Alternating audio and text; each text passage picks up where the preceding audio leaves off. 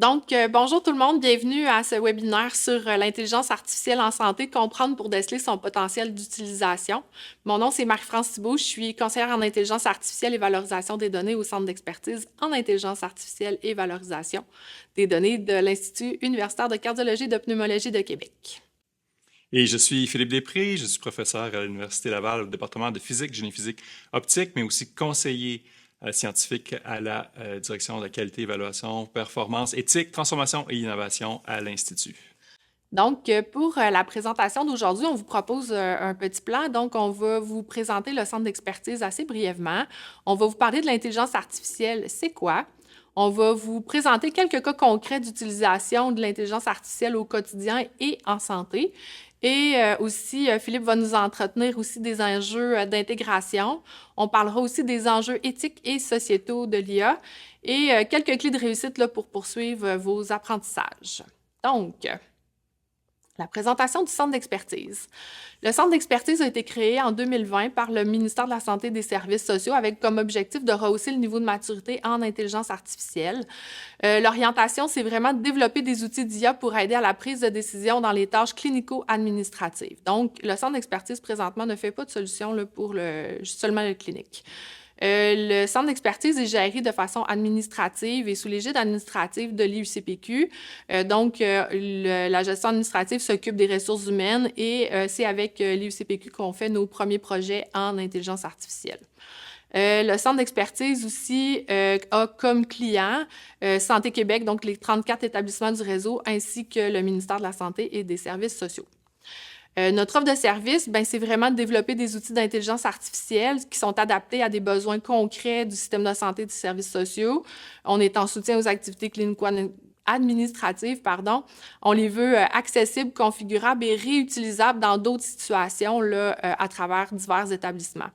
Il y a comme 3 grandes étapes là, pour nos solutions d'IA. Donc, on a le prototypage, qu'on fait présentement là, à l'interne avec l'IUCPQ, mais on fera aussi avec des partenaires pionniers. On va faire de l'adaptation et de l'implantation à travers le réseau avec d'autres établissements qui seront intéressés et de l'accompagnement post-implantation avec du partage d'expérience, et de l'implantation des outils du centre d'expertise avec les établissements. Il y a aussi un volet veille et transfert de connaissances. Donc, on fait une veille informationnelle là, sur différents articles là, pour susciter l'intérêt puis les connaissances aussi là, en intelligence artificielle appliquée en santé. On informe avec notre site web. On participe aussi à différentes activités, des colloques on fait des présentations. Et en partenariat avec le ministère, on s'assure aussi de recenser les organismes et les initiatives en intelligence artificielle. Et aussi, on travaille fort là, pour repérer les processus clinico-administratifs où l'intelligence artificielle peut apporter des gains significatifs. Donc, l'intelligence artificielle, c'est quoi? Selon la vitrine linguistique là, de l'Office québécois de la langue française, là, c'est un domaine d'étude qui a pour objet la reproduction artificielle des facultés cognitives de l'intelligence humaine dans le but de créer des systèmes ou des machines capables d'exécuter des fonctions relevant normalement de celles-ci. Donc, je laisse Philippe nous faire un petit historique de l'intelligence artificielle. Oui, merci Marie-France. En fait, je trouve ça important justement de revenir un peu sur l'historique, de voir d'où on part, de savoir un peu où on s'en va. Donc, je reviens dans les années 50 avec Monsieur Alan Turing, que vous avez peut-être vu dans le film là, sur sa vie, là, des Imitation Game, où dès l'apparition des ordinateurs modernes dans les années 50, déjà Monsieur Turing avait imaginé un test où, dans la situation que vous voyez à l'écran, là, il y a un ordinateur d'un côté, en A, une personne en B et un sujet en C qui interagit à travers une cloison étanche là, avec du texte ici, avec soit une machine, soit un être humain. Et le test de Turing consiste en fait à déterminer le moment où la personne ici en C n'est plus en mesure de savoir si elle interagit avec une personne ou une machine.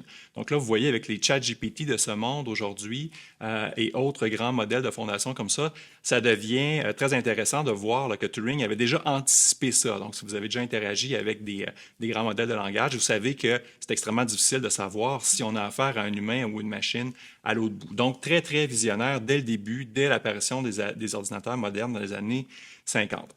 Et au départ, en fait, notre conception de l'intelligence artificielle est un peu différente de celle d'aujourd'hui. On va voir pourquoi tout à l'heure. Et on appelait ça, ou rétrospectivement, on appelait ça de l'IA symbolique. Et on pensait en fait qu'en donnant suffisamment d'informations à la machine, on allait pouvoir lui faire répondre n'importe quelle question qu'on aurait pu lui poser. Donc, un exemple de connaissance humaine qu'on peut fournir à la machine, on l'a ici de façon schématisée. Voici un chat. Un chat, c'est quoi? C'est un type de félin, donc qui a pour attribut d'avoir des poils, des griffes, qui n'aime pas les chiens, qui a pour proie des oiseaux, des souris. Donc, vous voyez, en mettant toute cette connaissance humaine-là dans la machine, on pensait qu'éventuellement, la machine serait en mesure de répondre à n'importe quelle question. Donc, en formant une base de connaissances qui est en fait des faits qui sont reliés entre eux avec certaines règles. Donc, un chat est un type de félin, donc la règle, c'est est un type de. Si on a suffisamment de données et de connaissances humaines, on pensait que la machine allait pouvoir répondre à tout. Donc ça, c'était dans les années 50 ce qu'on croyait. Par contre, un test très simple, si je vous montre la photo ici, vous reconnaissez de façon très rapide, là, en quelques millisecondes, votre cerveau a déterminé que ceci était un chat. Par contre, si je présentais la même photo de chat à cette base de connaissances-là, donc à cette IA symbolique-là, pas grand succès. Donc, la machine n'est pas en mesure, avec la photo, une tâche cognitive humaine très simple, mais la machine n'était pas en mesure de reconnaître le chat, même si on lui dit, ben, vous voyez, sur la photo, il y a des oreilles pointues, il y a des moustaches, il y a des poils, des griffes. C'était pas une tâche cognitive que la machine pouvait accomplir de façon intéressante. Donc là, il y a eu un changement de paradigme, je dirais peut-être dans les années 80, 90, peut-être un petit peu avant, où là, on a essayé plutôt de simuler ce qui se passe dans notre cerveau. Notre cerveau, c'est quoi? Ce sont des milliards de neurones qui sont interconnectés avec d'autres neurones, donc des milliards de connexions. Et on a essayé de simuler ça dans un ordinateur. Donc, c'est-à-dire que vous voyez ici, on appelle ça un réseau de neurones artificiels. Vous avez chaque point ici que ce sont des neurones. On parle d'une couche d'entrée ici, les neurones en vert, et une couche de sortie qui nous donne la classification, la réponse de ce qu'ils voient. Et ça a été l'approche qu'on appelle maintenant connexionniste, où vraiment on essaie de reproduire un peu l'architecture de notre cerveau. Et on a poussé ces choses-là assez récemment, là, depuis les années, je dirais 2000, 2010, avec des réseaux qui étaient au départ très simples. Maintenant, ce sont des réseaux extrêmement complexes qui ont plusieurs couches intermédiaires. Donc, il y a toujours une couche d'entrée ici, une couche de sortie, mais vous voyez, entre les deux, on a ajouté des couches. Donc, on ajoute des connexions. Ça devient des problèmes numériques extrêmement lourds, mais qui sont capables d'accomplir des tâches extrêmement complexes, comme par exemple reconnaître des objets de façon automatique sur des photos. Donc, dans un survol très, très bref de l'histoire de l'IA, je vous mets cette ligne du temps-là ici, les débuts dans les années 50, où là, on pensait vraiment que l'IA symbolique et notre approche basée sur l'injection de faits et de relations dans la machine allait pouvoir nous amener à avoir des systèmes performants. Ça n'a pas très bien fonctionné, donc il y a un premier hiver de l'IA là, entre 74 et 80 où c'est pas passé grand-chose dans le développement de cette technologie-là. Un certain âge d'or des systèmes experts. Donc, les systèmes experts, c'est ceux qui sont basés sur l'IA symbolique ici, où là, on a vraiment une très grande collection de faits et de règles qu'on a réussi à emmagasiner dans la machine. Mais encore là, c'est très peu adapté à des tâches que nous, on est capable d'accomplir, comme reconnaître un chiffre, reconnaître des lettres, très, très peu performant. Donc, l'approche connexionniste, ensuite, qui s'est imposée dans les années 90, mais il manquait deux ingrédients, on va le voir tout à l'heure. Là. On avait des nouveaux algorithmes comme ça, des nouveaux réseaux, des nouvelles architectures de réseaux, mais pas assez de puissance informatique et pas assez de données pour entraîner ces réseaux-là pour que ça puisse lever. Donc, un deuxième hiver. Et la période actuelle qui a commencé, là, je dirais, au tournant des années 2010, où vraiment, là, on avait les trois ingrédients essentiels de l'IA que je vous présente à la prochaine diapo. Donc, vraiment, à partir de l'IA symbolique, l'approche connexionniste et l'apprentissage profond. Quand on dit profond, c'est qu'il y a des couches profondes dans le réseau. On a augmenter le nombre de couches intermédiaires entre la couche d'entrée et la couche de sortie du réseau. Donc, des problèmes qui sont très lourds numériquement. Et les trois ingrédients, justement, que ça prenait, les nouveaux algorithmes, les architectures qui simulent un peu ce qui se passe dans notre cerveau, ça, c'est un des ingrédients. Les autres, c'est vraiment la capacité de calcul aussi. Donc, on avait besoin, quand on a des objets numériques comme ça, d'être en mesure de pouvoir les entraîner dans des temps raisonnables. Donc, ça devient extrêmement lourd numériquement. Donc, heureusement, la technologie aussi pour accélérer les calculs a augmenté de façon exponentielle dans les dernières années. Entre autres, là, les cartes graphiques qui permettent de paralléliser les calculs, donc d'aller très, très vite. Donc, ça a été un ingrédient essentiel du succès de l'IA récemment.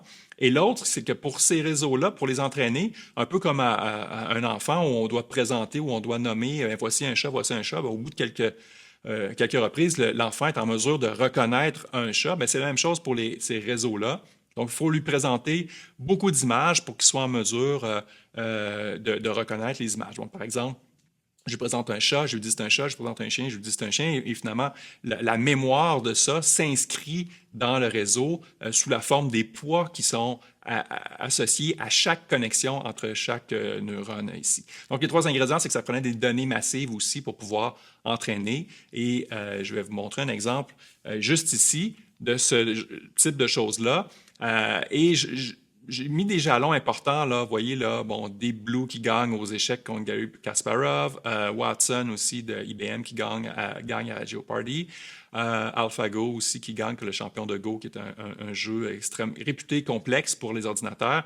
Et aujourd'hui, là, ce qu'on voit là, avec les ChatGPT et autres modèles de langue, je vous ramène à cet événement-là qui s'est passé en 2011 où dans la communauté de l'IA, il y a ce qu'on appelle des défis ou des challenges en anglais, qui consistent à dire voici une tâche. Et dans ce cas-ci, la tâche c'était de reconnaître des objets sur des images. Donc, des images qui étaient tirées d'Internet, une collection de 14 millions d'images qu'on appelle l'ensemble ImageNet. Et qui sont des images étiquetées. Donc, des images de chat, on a l'étiquette chat, une image de pomme, on a l'étiquette pomme. Et le challenge consistait en fait à développer des algorithmes qui allaient reconnaître automatiquement ces objets-là sur l'image. Donc, vous voyez, jusque dans les années 2010-2011, là, on avait un taux de succès sur cette tâche-là de à peu près, ça c'est le taux d'erreur. Donc, on a une fois sur trois, donc on est à 30% ici, à peu près une fois sur trois, on se trompait. La machine se trompait. Donc, présentement, il y a une image de chien, puis la machine disait autruche ou chat, donc pas la bonne réponse, une fois sur trois. Et là, il s'est passé quelque chose avec ce point-là ici, en 2012. Vous voyez, AlexNet, apprentissage profond. Donc, c'est la première fois qu'une approche d'apprentissage profond a été tentée pour résoudre ce problème-là, cette tâche cognitive-là de reconnaître des images, des objets sur les images. Et là, vous voyez un saut, on descend à un taux d'erreur de 15%. Donc, vous voyez, là, il s'est passé quelque chose.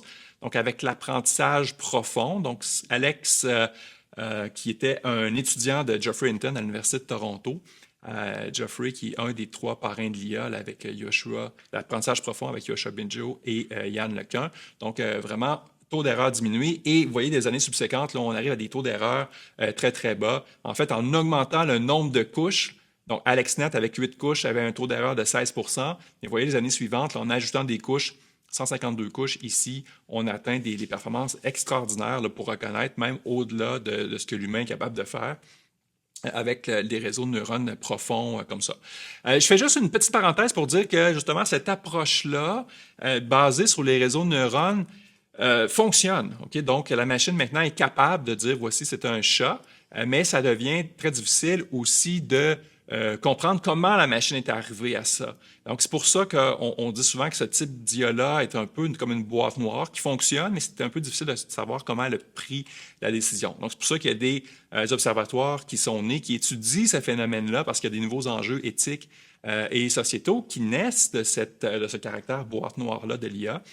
Et je vous réfère là, à l'Observatoire international sur les impacts sociétaux de l'IA et du numérique qui étudie ces questions-là d'un point de vue sciences humaines et sociales aussi, parce que ça vient bousculer un petit peu, ça vient engendrer des défis de nature éthique et sociétaux. Donc, je repasse la parole à Marie-France qui va nous parler des différents types d'IA. Merci beaucoup, Philippe. Donc, ce que vous voyez ici, c'est un tableau qui résume un peu là, les différents types d'IA.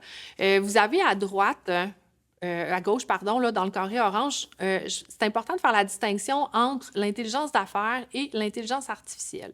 L'intelligence d'affaires, on la voit naître de plus en plus. On utilise souvent les Power BI là, pour en faire la démonstration. C'est quand on veut décrire une situation à partir des données.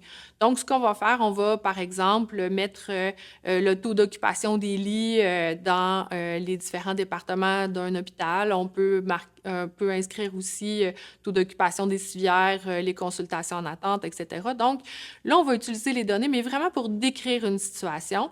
Puis, c'est important de savoir que de l'intelligence d'affaires, c'est pas de l'intelligence artificielle. Donc, c'est pour ça que je l'ai mis un peu à part là, sur la diapo. Vous avez au centre l'apprentissage automatique. Donc, comme Philippe en a parlé, l'apprentissage automatique, c'est vraiment quelque chose qu'on peut utiliser pour faire de la prédiction. Il y en a 4 sortes qui existent. Donc, on a de l'apprentissage qui est supervisé, non supervisé, du semi-supervisé et de l'apprentissage par renforcement. Là, je vais vous les expliquer un peu plus loin. Et on a aussi la recherche opérationnelle qui, elle, sert davantage à optimiser certaines décisions à partir de contraintes.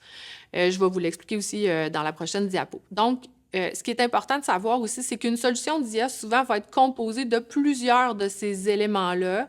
Il peut y avoir une combinaison de recherche opérationnelle et d'apprentissage automatique pour faire une solution d'IA là, dans sa globalité. Ici, donc, je vous parlais de la recherche opérationnelle. On parle beaucoup d'optimisation souvent. Quand vous allez voir des titres d'articles ou des titres de projets, quand on parle d'optimisation, souvent on fait référence à de la recherche opérationnelle. Donc, c'est à partir des données, les données, c'est les contraintes du processus qu'on veut essayer de traduire dans une solution. Puis cette solution-là, on va arriver à trouver une solution qui va être optimale parmi une multitude de possibilités. Donc, ça ne sera pas nécessairement la meilleure solution, mais ça va être celle qui, en fonction des contraintes, peut être optimale avec ce qu'on a donné.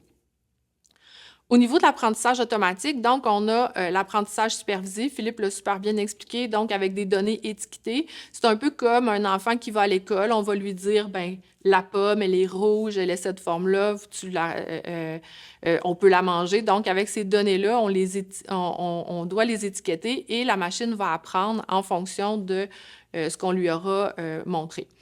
Ça va servir à faire certaines prédictions. On a aussi de l'apprentissage qui est non supervisé. Donc là, ce qu'on fait, c'est qu'on va mettre des données disponibles à la machine et on va lui demander de découvrir un sens, des structures ou des relations cachées dans les données. Pour moi, une comparaison qu'on peut faire, c'est comme si vous essayez de faire un casse-tête. Donc, d'emblée, vous allez étaler vos pièces sur la table et à force de regarder les différentes pièces, vous allez faire des sous-ensembles. Donc, vous allez regrouper les morceaux du contour, vous allez regrouper des morceaux où il va y avoir des couleurs qui sont semblables, des motifs qui sont semblables. Donc, c'est un peu comme ça que vous allez arriver à faire votre casse-tête, donc de trouver un sens dans les différents morceaux de casse-tête que vous allez voir. Donc, ça, c'est ce qu'on appelle l'apprentissage non supervisé. Et plus tard, je vais vous donner des exemples. Puis, on a aussi l'apprentissage qu'on appelle par renforcement. Là, c'est vraiment où on a des données qui sont en interaction avec l'environnement.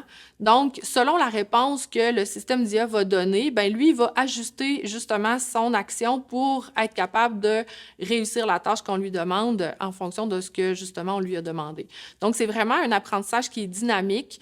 Puis, on veut vraiment que le système d'IA, il prend ses décisions basées sur ses expériences passées pour améliorer ses actions pour atteindre des objectifs spécifiques qu'on lui a donnés. Donc, on a les 3 types, il y a les types d'apprentissage automatique et de recherche opérationnelle.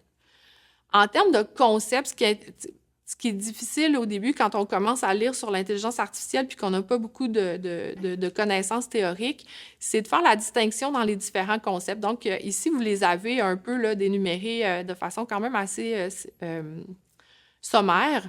Donc, les types d'IA, je viens de vous les nommer. Il y a l'apprentissage automatique avec la recherche opérationnelle. Ce dont Philippe parlait, c'est un algorithme. Donc, l'apprentissage profond, le deep learning, c'est un algorithme qu'on appelle des réseaux de neurones. C'est tous des synonymes, là, les mots que vous voyez là.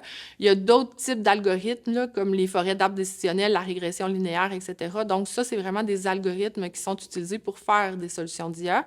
Et il y a les domaines d'application de l'intelligence artificielle. Donc, l'intelligence artificielle peut être appliquée au traitement du langage naturel, comme les ChatGPT de ce monde. Ça inclut aussi la reconnaissance vocale, ce que vous utilisez dans vos salons avec les Alexa. Vous pouvez parler à votre téléphone, puis il va avoir l'écrit qui va se faire dans un texto. C'est de l'intelligence artificielle qui est appliquée au traitement du langage naturel.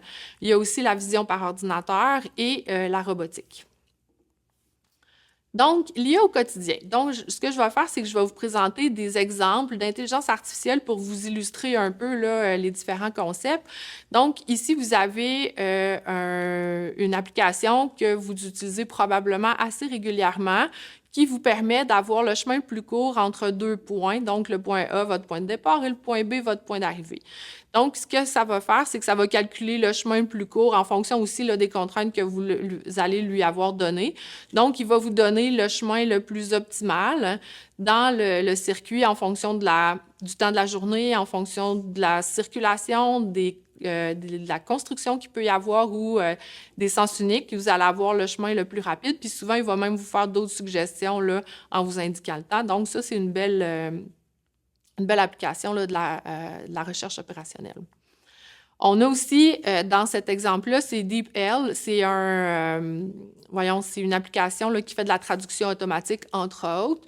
Donc, vous avez de l'apprentissage supervisé dans ce type d'application-là où on a appris à la machine ce que les mots voulaient dire dans différentes langues et faire les corrélations entre ces différentes langues-là. Vous avez l'utilisation de la traduction de la voix à l'écrit aussi, parce que le petit micro, vous pouvez parler et le texte va s'inscrire.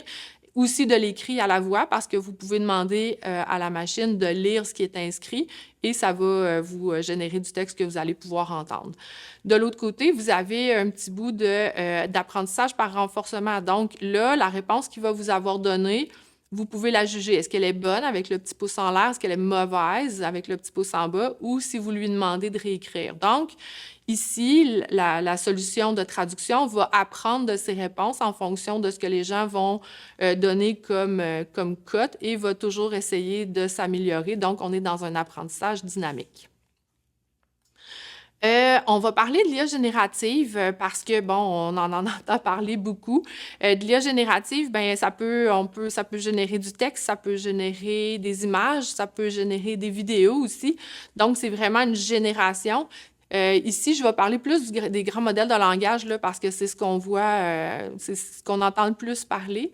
Donc, c'est quoi de l'IA générative? Ben, c'est de générer des réponses qui semblent humaines, mais on fait un calcul de probabilité de chaque réponse potentielle, puis on sélectionne la plus appropriée en choisissant la réponse ayant la plus grande probabilité d'être correcte. Donc, ce type de solution-là exige des grandes capacités de calcul parce que c'est vraiment de produire statistiquement ce qui est probable plutôt que ce qui est réellement correct.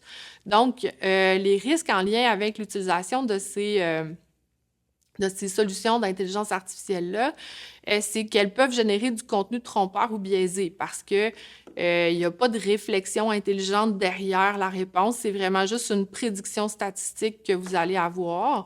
On dit souvent que ces solutions-là vont halluciner, donc elles vont inventer du contenu, mais en fait, c'est pas réellement du contenu inventé, c'est juste une production statistique. Elle avait prévu que le prochain mot serait ça. Donc, il y a cet élément-là.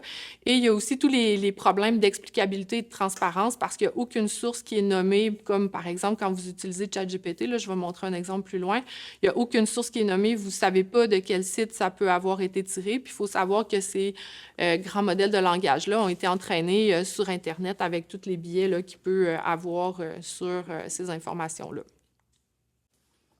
Donc, toutes ces solutions-là d'IA générative, c'est comme si on avait inventé une nouvelle sorte d'IA, mais en fait, c'est parce que ça génère quelque chose, mais c'est de l'apprentissage automatique. Ça fait vraiment partie là, de la grande famille de l'apprentissage automatique.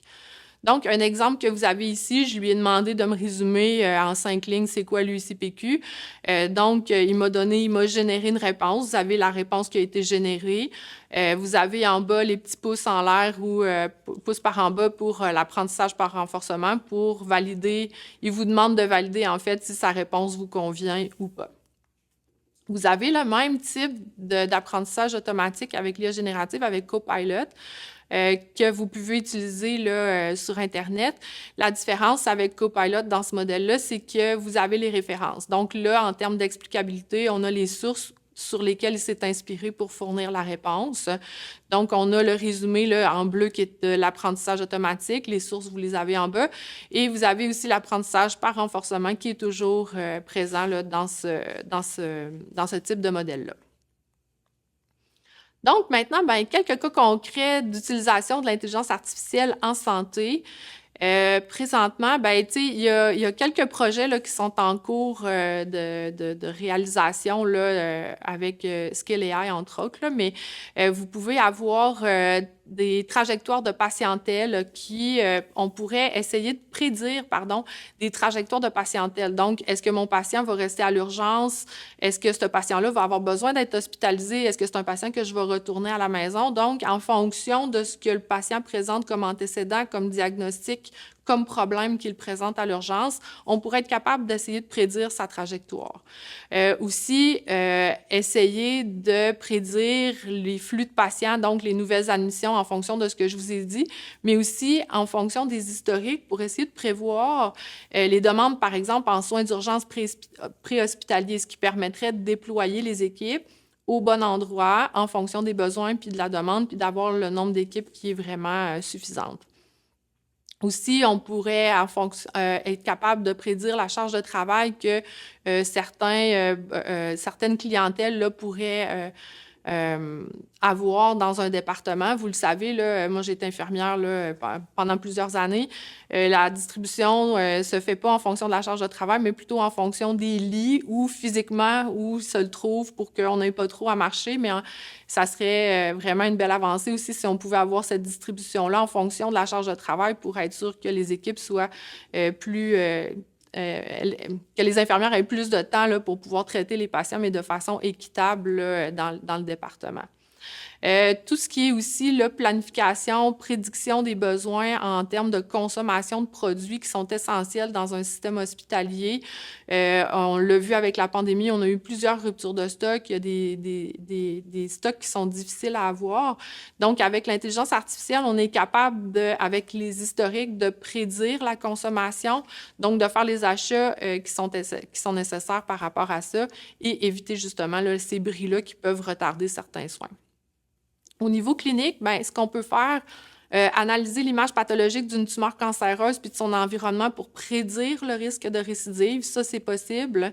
On est capable avec ça de justement une meilleure utilisation. Ça permettrait une meilleure utilisation des services qui sont offerts à la population puisqu'on suivrait les patients avec les plus hauts risques de récidive et ceux qui n'auraient pas de risque de récidive, n'auraient pas besoin d'un suivi aussi serré, là. On peut faire aussi des analyses de tracés d'électrocardiogramme, aussi des analyses de fond d'œil pour être capable de détecter certaines maladies. Donc, l'analyse d'image avec l'intelligence artificielle là, peut permettre ça au niveau de l'œil. Au niveau de l'IA générative, on a tout ce qui est transcription médicale automatisée, les sommaires d'hospitalisation, la retranscription d'un entretien avec un usager pourrait se faire aussi avec l'IA générative. Il y a certains agents conversationnels qui peuvent être entraînés aussi sur des bases de connaissances qui répondent à nos questions. Donc, quand vous utilisez là, des chatbots qu'on appelle, là, puis vous posez des questions, souvent, il y a un corpus de connaissances qui peut être entraîné pour répondre à ces questions-là. Je vous ai mis l'exemple de Sarah, de l'Organisation mondiale de la santé, qui répond à des questions de santé publique, tabagisme, sexualité chez l'adolescent, activité physique, consommation d'alcool, etc. Puis elle est disponible en 8 langues différentes, donc on peut converser avec elle là, pour qu'elle puisse nous donner des conseils sur certains sujets qui nous conviennent là, quand on veut avoir de l'information. Au niveau de la recherche opérationnelle, donc tout ce qui est confection d'horaires, comment on peut optimiser les horaires qui parfois sont complexes à réaliser. Je vous donne un exemple. Sur un plateau technique, j'ai du personnel qui a des compétences différentes pour certains examens. J'ai 12-14 salles à combler. Dans chacune de ces salles-là, j'ai de l'équipement qui est nécessaire puis qui est différent pour chacun des examens. Donc, comment j'arrive à faire un horaire où je suis capable d'optimiser toutes les compétences de mon personnel, d'avoir le moins de trous possible, puis d'augmenter l'offre de services à la population. Donc, la recherche opérationnelle a vraiment une belle application là, dans ce type de problème-là. Ça peut être l'optimisation des routes aussi pour les soins à domicile en fonction des besoins des patients pour la semaine. Bien, comment je peux faire une planification efficace pour que justement le personnel ne soit pas plus en déplacement qu'en soins aux patients. Puis aussi, bien, on a parlé, là, distribution équitable de la charge de travail dans un service là, par rapport aux besoins là, de la patientèle. Donc, je passe maintenant à Philippe. Merci, Marc-France. Donc, pour continuer les cas d'utilisation en santé, c'est un cas qu'on utilise plutôt dans un contexte de recherche ici, pas nécessairement en clinique, mais pour vous illustrer un petit peu la puissance de la technologie. Donc, ce que j'ai, moi, au laboratoire, je traite beaucoup d'images tomodensitométriques. Donc, ce qu'on voit en gris ici, donc une image abdomen, thorax. Et nous avons construit des pipelines où on a des modèles d'IA qui interviennent, entre autres un qui s'appelle le Total Segmentator, qui, comme son nom l'indique, vient segmenter de façon automatique un paquet de structures, donc une centaine de structures anatomiques de façon complètement automatique. Donc ça, c'est extrêmement... ça a beaucoup de valeur, en fait, pour nous, pour pouvoir estimer automatiquement le volume de certaines structures, ce genre de choses-là. Et tout ça se fait avec un modèle qui est disponible, qu'on peut trouver sur Internet, qu'on insère dans notre pipeline. Et cette tâche-là, je peux la répéter sur des milliers, des dizaines de milliers d'images sans trop d'effort. Donc, s'il y avait un humain qui avait à faire ça, contourer toutes ces structures-là, examen par examen, tranche par tranche, ça prendrait un temps fou, alors qu'avec le modèle d'IA, ben, j'arrive à faire ces choses-là de façon extrêmement efficace, de façon extrêmement rapide. Donc, ça, c'est un exemple. On s'en va aussi vers un monde où il y aura l'IA qui pourra aider à prendre une décision clinique. Donc, on aura l'IA qui pourra peut-être, détecter, identifier des structures qui sont anormales. Ensuite, peut-être aussi prédire la nature de cette structure-là, donc aider à poser le diagnostic. Donc, on est dans ce monde-là où l'IA va venir en assistance, et c'est important de le mentionner. Je ne pense pas à court terme là, ou à moyen terme qu'on aura des IA qui vont pouvoir prendre des décisions médicales. Il y a toujours un humain dans la boucle. Et si vous allez relire la Déclaration de Montréal sur l'IA, donc vous allez voir que justement, on veut garder cet humain-là dans la boucle pour des décisions aussi critiques que celle-ci. Donc, cas d'utilisation, aide à la décision. Autre cas, Marie-France en a parlé, traitement automatique du langage naturel. Il y a certains secteurs d'activité dans le domaine de la santé où il y a du texte en prose là, qui est produit. Pensez à un rapport de pathologie, un rapport de radiologie, un sommaire d'hospitalisation, où là, c'est du texte libre que la clinicienne ou le clinicien a écrit, mais c'est intéressant d'aller chercher des concepts dans ce truc-là. Donc là, on a des outils qui nous permettent de faire ça, des outils de traitement automatique du langage naturel, qui va nous dire, ben voici, ceci est un médicament, ceci est un diagnostic, ceci est une classe de médicaments, donc le nom d'un traitement, etc. Donc automatiquement, qui vient étiqueter le texte pour en extraire sémantiquement le sens. Donc ça a aussi beaucoup de valeur, entre autres pour peut-être venir apposer des étiquettes pour faire de l'entraînement de certains modèles. Donc, on voit apparaître ça. Donc, les grands modèles de langue ont permis ce genre de choses-là, ont perfectionné ce type de fonction-là pour le texte libre. Et j'aime bien dire que justement, ces modèles d'IA-là, ça devient un peu comme une nouvelle commodité, dans le sens que c'est un truc qu'on peut prendre et qu'on peut ramener, insérer dans des pipelines de traitement de données de façon assez simple. Donc, je vous mets le site ici, Hugging Face, qui rassemble des centaines, des milliers de modèles qui font des tâches particulières. Donc, si vous avez un problème, je ne sais pas, l'autre jour, j'ai tapé rétine ici et j'avais des modèles qui analysaient justement les images de rétine pour détecter, par exemple, de la rétinopathie diabétique ou des choses comme ça de façon automatique. Donc, nouvelle commodité, ces modèles-là sont disponibles sur Internet gratuitement pour la plupart. D'autres sont propriétaires, mais ce qu'on voit, c'est que ça devient une nouvelle commodité. Veux-tu que je prenne une pause pour que tu... C'est bon. C'est bon. On va pouvoir faire le cas, toi, Francis? Oui. Parfait.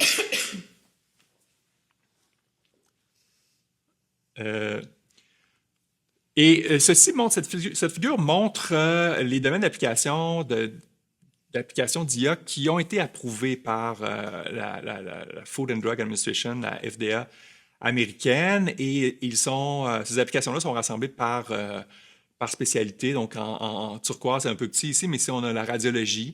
Donc, c'est un peu naturel. On a vu là que les débuts de l'IA, c'était beaucoup de la reconnaissance d'objets sur des images. Bien, ça s'applique très bien à la radiologie. Donc, il y a beaucoup d'applications, je dirais, certifiées, homologuées par la FDA qui sont dans le domaine de la radiologie, mais aussi beaucoup là, en cancérologie, en médecine nucléaire, c'est aussi naturel, ce sont des images, donc partout il y a des images, mais d'autres secteurs aussi où ce ne sont pas nécessairement des images, mais c'est plutôt de l'aide à la décision. On passe maintenant aux promesses de l'IA et aussi à certains enjeux qu'on rencontre dans le domaine de la santé quand on parle d'IA. Et bon, les promesses, elles étaient très grandes. Hein. Si on recule là en 2016, vous avez ici Geoffrey Hinton qui, comme je l'ai dit au départ, là, est un des 3 parrains de l'apprentissage profond là, avec notre Yoshua Bengio et aussi Yann Lequin, qui a fait carrière plutôt aux États-Unis, donc Geoffrey qui était lui à l'Université de Toronto, et qui disait en 2016, bon, on devrait tout de suite là, arrêter de former des radiologistes parce que c'est complètement évident que d'ici 5 ans, on n'aura plus besoin d'eux. Moi, je vous annonce que j'enseigne encore aux radiologistes là, à chaque automne. Là, donc, les résidents en radiologie prennent le cours de physique de l'imagerie médicale. Et on a encore besoin des radiologistes pour pouvoir prendre des décisions éclairées. Donc, un exemple ici peut-être de positivisme technologique où là, on s'attendait à ce que ça soit peut-être plus rapide. Et en fait, ce qu'on se rend compte aujourd'hui, c'est que cette révolution-là, elle n'est pas arrivée encore. Donc, on avait beaucoup d'attentes, mais les cas concrets d'utilisation dans le réseau de la santé se font encore attendre. Donc, un article ici qui dit que, bon, justement, l'intelligence artificielle devait transformer les soins, mais ce n'est pas arrivé encore. Donc, un article de 2022 qui disait ça. Des gens aussi au MIT qui se sont amusés à recenser tous les outils basés sur l'IA qui avaient été développés dans le cadre de la pandémie COVID-19.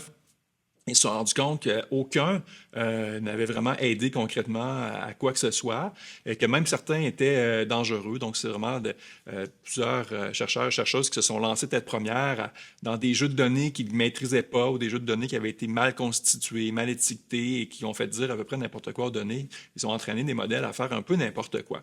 Et si je ramène l'importance des données, donc, on a besoin de données de qualité pour pouvoir entraîner des IA qui vont pouvoir produire des choses, faire des tâches intéressantes, de qualité, je dirais. Donc, il faut aussi focusser sur les données.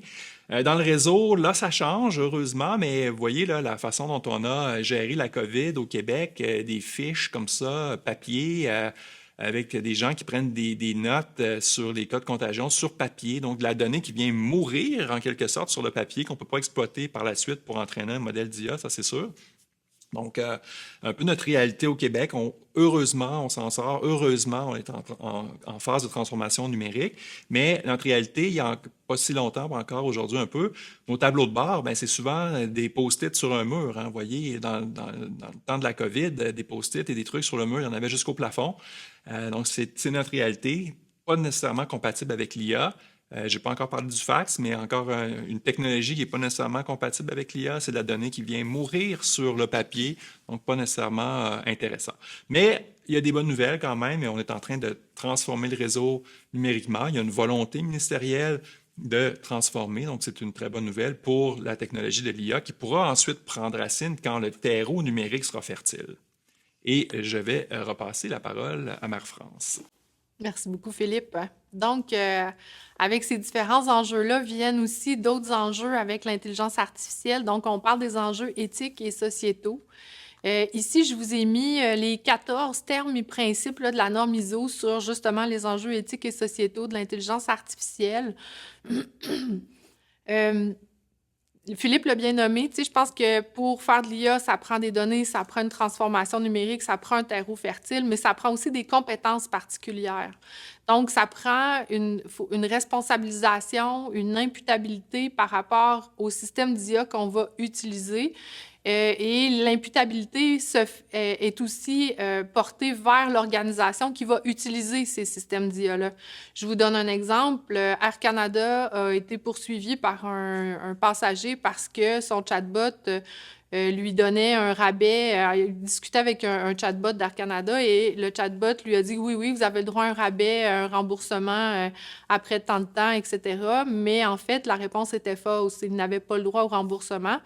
Mais Air Canada a été tenu responsable imputable de la réponse de son chatbot. Donc, il faut vraiment avoir cette vision-là que peu importe les systèmes d'IA qu'on va utiliser, il faut mettre en place les mécanismes nécessaires pour s'assurer qu'ils ne produisent pas de résultats qui pourraient porter préjudice à quelqu'un. Donc, toute la responsabilité professionnelle aussi des personnes qui vont créer ces systèmes d'IA-là et qui vont les utiliser, c'est important de comprendre un peu comment ça fonctionne pour voir où mon intervention humaine, puis c'est à quel moment que je suis en train d'être en interaction avec une machine et que la réponse qu'il me produit, je dois être capable là, de l'évaluer adéquatement et de ensuite donner mon opinion sur cette réponse-là.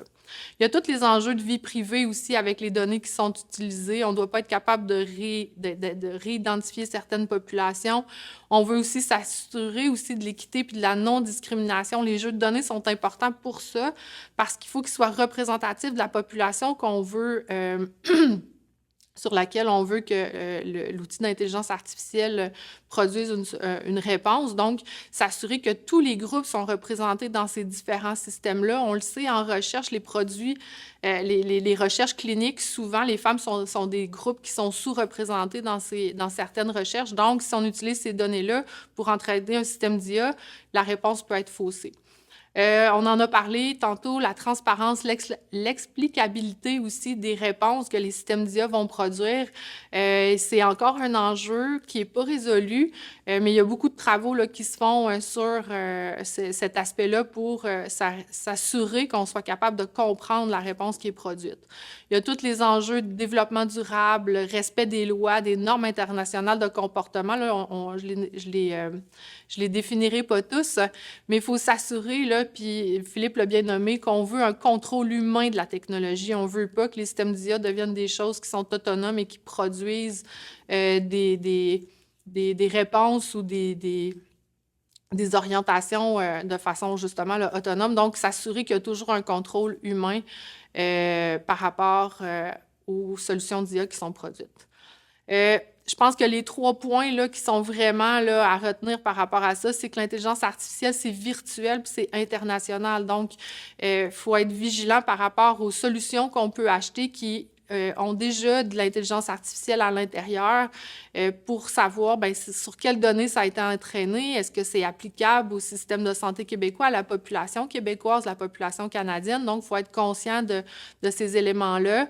Ensuite de ça, l'intelligence artificielle, c'est vraiment une aide à la décision. On ne veut pas des systèmes qui sont autonomes, mais on veut qu'ils viennent supporter peut-être une décision qu'on va prendre avec une recommandation pour qu'ensuite un humain puisse donner l'avis final. Puis, ça complète ce que je suis en train de vous dire, là, mais l'humain doit en tout temps avoir la possibilité d'accepter, de modifier ou de refuser la décision qui est proposée par l'intelligence artificielle. Au niveau des clés de la réussite, je pense que c'est important de reconnaître que l'intelligence artificielle, c'est vraiment une innovation de rupture. Il y a ça touche des processus qui sont transversaux. Et ça prend vraiment des nouvelles compétences pour être capable d'intégrer ces solutions-là là, dans son quotidien. Il faut comprendre comment ça fonctionne pour s'assurer là, justement d'avoir une utilisation qui est responsable. On parle beaucoup aussi là, de l'utilisation responsable et éthique des solutions d'IA, adopter une posture éthique par rapport à ça. Donc, c'est des nouvelles compétences qu'il faut acquérir.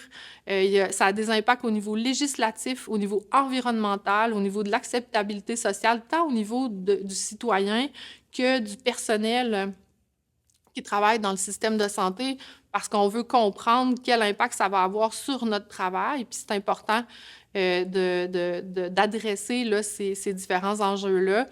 Au niveau de la gouvernance des infrastructures informatiques aussi, ça prend des infrastructures quand même là, particulières là, pour faire de l'intelligence artificielle. Donc, c'est pas des projets qui sont comme un petit logiciel, ben, j'ai un petit, mais un logiciel d'informatique qu'on va installer sur un poste de travail. Il y a des impacts beaucoup plus grands par rapport à ces solutions-là, puis il faut le reconnaître. Qu'est-ce que vous pouvez faire, vous, dans votre quotidien pour dire, ben crime, l'intelligence artificielle, ça s'en vient. Qu'est-ce que je peux faire autour de moi pour voir qu'est-ce qui en serait l'applicabilité ou ça pourrait s'implanter? Philippe en a très bien parlé, la qualité des données. Comment sont saisies les données dans les différents systèmes? On veut s'assurer justement qu'il y ait une espèce d'uniformité dans la saisie des données pour qu'on puisse avoir des données qui sont réutilisables dans le futur. Il faut que ces données-là soient aussi accessibles au niveau légal, hein, parce que certains logiciels là, qui sont utilisés dans le réseau de la santé, présentement, il y en a 9000 là, à travers le réseau. Il faut négocier présentement des nouvelles ententes avec certaines compagnies pour avoir accès aux données. Donc, il faut s'assurer que ces données-là soient accessibles au niveau légal et mécanique, donc avec de l'interopérabilité qu'on voit au centre, pardon. On veut une stratégie de valorisation, donc que ça soit que tous les employés qui sont impliqués dans la saisie des données comprennent l'impact que ça peut avoir là, dans un système d'IA. On veut aussi induire là, une culture de la donnée là, par rapport à ça.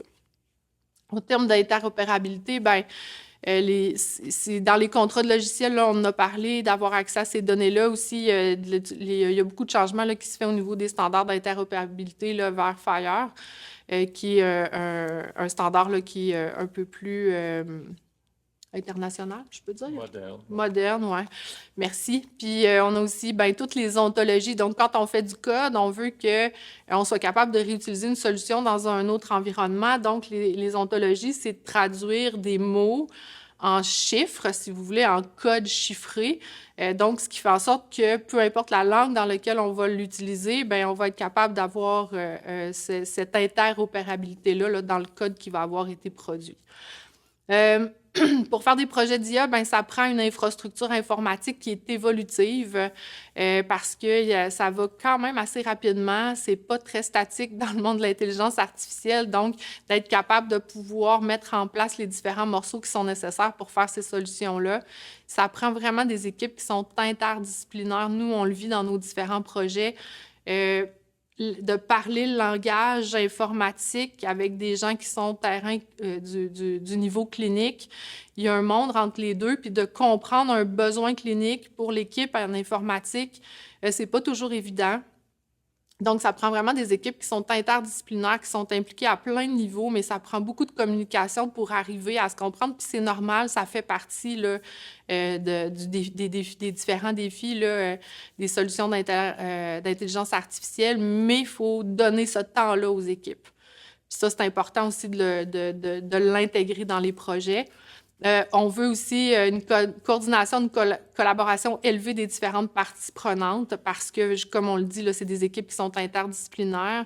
Et dès le départ, il faut toujours intégrer les usagers finaux parce que c'est eux les experts, c'est eux qui comprennent les différents besoins auxquels cette solution-là va répondre. Et c'est avec eux qu'on va pouvoir construire ces solutions-là. Fait que dès le départ, il faut les intégrer, là. Puis quand je parle d'usagers finaux, que ce soit les employés, les médecins, peu importe, là, c'est vraiment la personne qui va utiliser, ça peut être un patient, là, mais c'est vraiment la personne qui va utiliser cette solution-là. Ils doivent être impliqués là, dès le départ là, dans la construction de la solution. Aussi, on l'a nommé, là, d'avoir une posture éthique et responsable. Ces solutions-là peuvent avoir un impact très négatif s'ils sont mal utilisés, sont mal entraînés. Donc, de comprendre comment ces solutions-là peuvent avoir cet impact-là. Donc, de l'intégrer là, dans sa réflexion. Formation continue, ça bouge très vite. C'est pas un diplôme, c'est une photo d'une connaissance à un moment X. D'être toujours en apprentissage sur l'intelligence artificielle, je pense que c'est essentiel pour pouvoir s'assurer justement d'avoir une utilisation qui est éthique et responsable. Puis d'avoir vraiment tout l'humain au centre de ces solutions-là. C'est ce qui est important, puis c'est ce qu'il faut retenir, que l'humain doit toujours rester la personne qui va prendre la décision finale, puis qui doit être impliquée à tous les niveaux là, dans la création là, de ces solutions-là. Donc, on vous remercie. Merci beaucoup, Philippe, d'avoir été là, d'avoir fait cette présentation-là ensemble. On espère que vous avez pu tirer des apprentissages de notre présentation. On vous remercie du temps que vous avez passé avec nous ce midi. À une prochaine fois.